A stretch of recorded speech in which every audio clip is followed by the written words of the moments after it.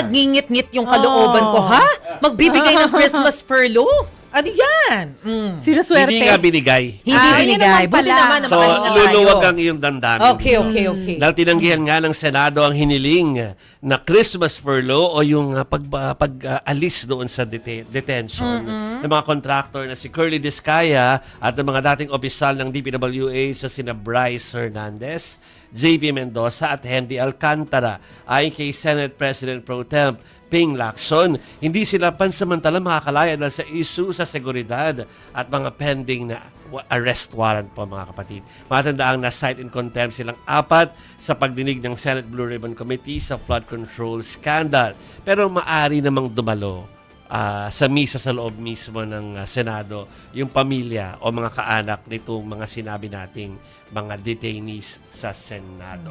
Pero hindi nga pwede lumabas. Hindi pa rin. Pero at least may ganyang privilege. Makasama pa rin ang pamilya.